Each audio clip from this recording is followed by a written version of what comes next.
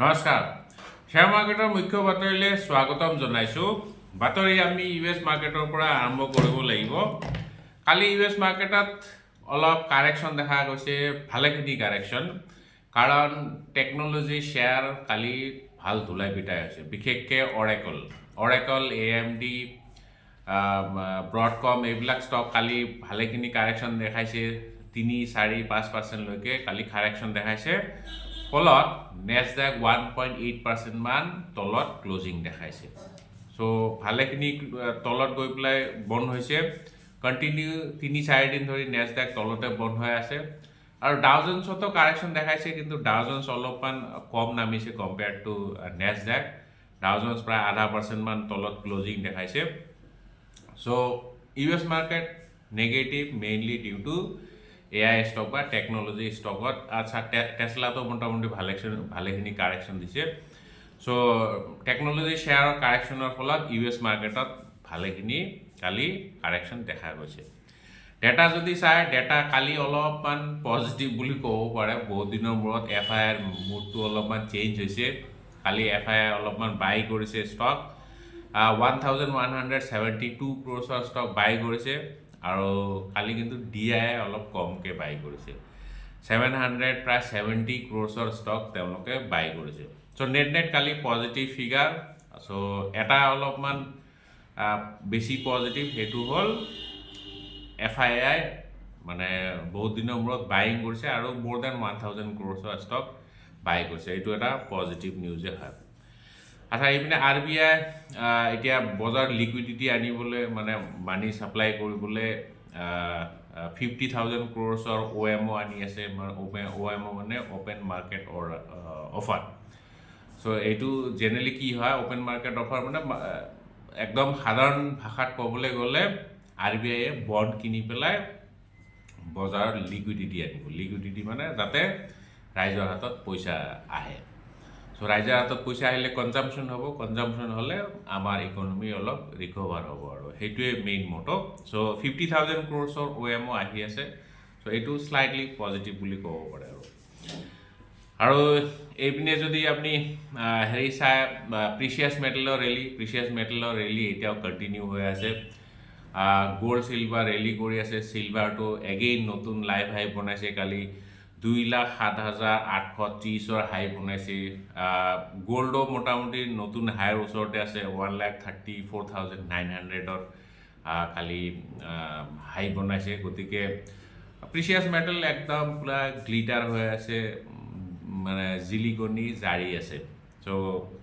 precious metal আকৌ হয়তো rally কৰিব পাৰে আচ্ছা এতিয়া অলপমান আমি ষ্টক স্পেচিফিক নিউজ চাব লাগিব দুটামান কুৱেৰি লৈ লওঁ আজি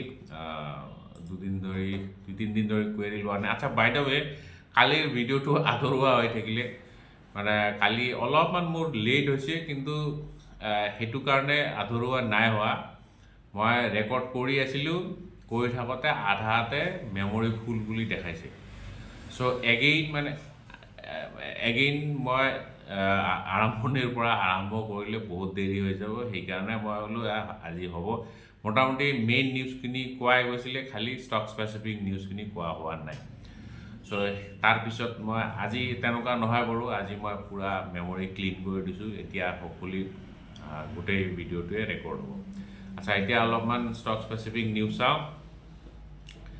উৎপল কেওঁতে সুধিছে ডিকছন টেকন'লজি অলপ কিবা কওক ডিকছন টেকন'লজি এইবিলাক কনজিউমাৰ গুডছ কোম্পানী হয় তো চাই লোৱা হাই PE থাকিব অবভিয়াছলি হাই PEতে থাকিব 62 PE হৈ আছে মোটামুটিতো ভালে কাৰেকশ্যন দেখাইছে 18,000ৰ পৰা এতিয়া 12,000 লেভেলত 13,000 লেভেলত ট্ৰেড কৰি আছে সো তাৰমানে ইয়াতে 6,000 ৰুপিজৰ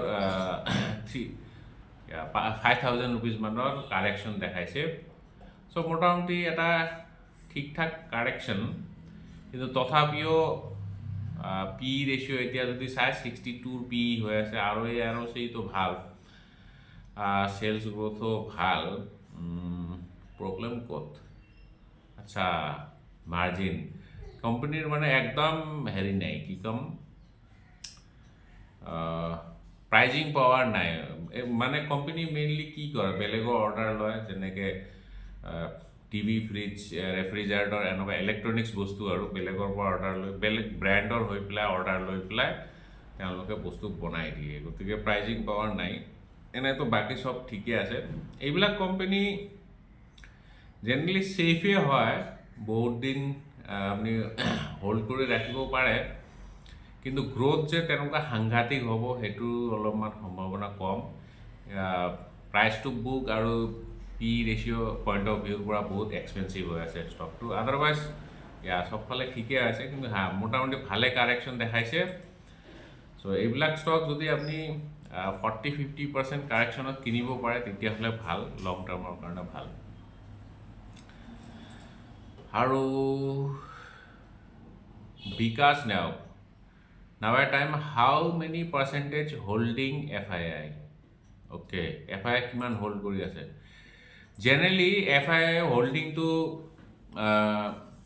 17-18% ৰেঞ্জত থাকে DIও একে ৰেঞ্জত থাকে কিন্তু এইবাৰ একজেক্টলি কিমান হৈ আছে মইতো নাজানো কিন্তু DI হোল্ডিং বাঢ়িছে অলপমান মোৰ দেন 18% হৈছে FII হোল্ডিং অবভিয়াছলি অলপমান কমিব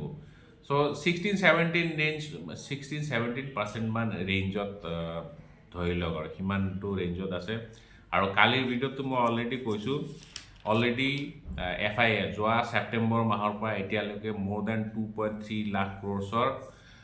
ষ্টক তেওঁলোকে বিক্ৰী কৰিছে গতিকে তেওঁলোকেতো ইণ্ডিয়ান মাৰ্কেটত ইমান বুলিছ নহয় অলপমান হকিছ বুলি ক'ব পাৰে চ' সেইকাৰণে তেওঁলোকে পইচা উঠাইছে মেইনলি ৰুপি ডেপ্ৰিচিয়েশ্যনৰ কাৰণে আচ্ছা এতিয়া অলপ ষ্টক স্পেচিফিক নিউজ চাম ওলালা এগেইন নিউজত আহিছে ভাবিছ আগৰৱাল ফাউণ্ডাৰ এতিয়া কালি আকৌ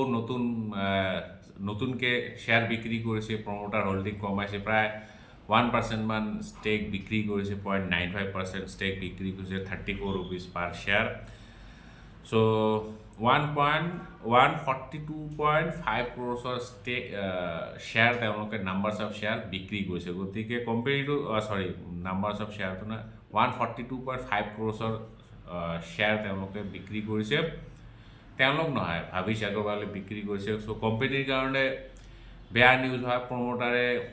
ডেইলি চেল কৰি আছে সেইটোতো অবভিয়াছলি বেড নিউজে হয় চ' ওলা ইলেক্ট্ৰিক অলৰেডি 78% মান তলত কাৰেকশ্যন দেখাইছে হাইৰ পৰা 78% তলত মানে কি ক'ম বহুতখিনি তলত চ' ওলা যোনবিলাক ইনভেষ্টৰ অলপমান সাৱধান হ'ব বহুত ৰিটেইল ট্ৰেডাৰ্ছে ইয়াত ফচি আছে গতিকে আপোনালোক অলপমান সাৱধান হ'ব প্ৰমোটাৰ চেল কৰাটো আৰু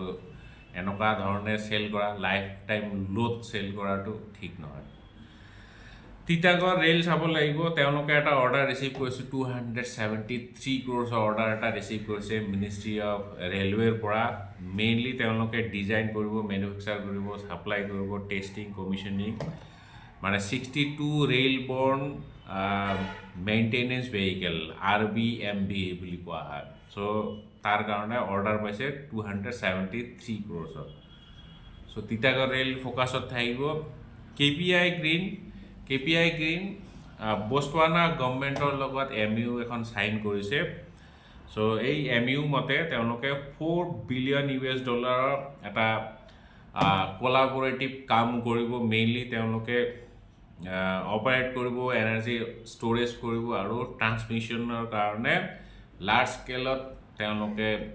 কাম কৰিব সেইটো কাৰণে $4 বিলিয়ন এটা ডাঙৰ MOU চাইন কৰিছে গতিকে KPI গ্ৰীণ ফ'কাছত থাকিব GMR পাৱাৰৰ ফ'কাছত থাকিব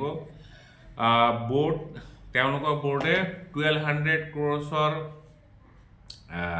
ফাণ্ড ৰেইজ কৰিবলৈ গৈ আছে through preferential issues through equity shares and convertible warrants আচ্ছা ৱাৰেণ্টছ মানে কি ৱাৰেণ্টছ মানে হ'ল এইটো অপশ্যনছৰ নিচিনা কল অপশ্যনছৰ নিচিনা মানে you have the right to buy something at a particular price but you are not means obliged so call অপশনছৰ নিচিনা কিন্তু এইটো কল অপশন বুলি আপুনি ক'ব নোৱাৰে ইয়াতে যেতিয়া এক্সপায়াৰি হ'ব আপুনি মানে পইচাখিনি ইকুইটিলে কনভাৰ্ট কৰিব পাৰে যেনেকুৱা কনভাৰ্টেবল বন্ড থাকে তেনেকুৱা কিন্তু এইটো বস্তু কনভাৰ্টেবল বন্ড বুলি ক'ব নোৱাৰে এইবিলাকক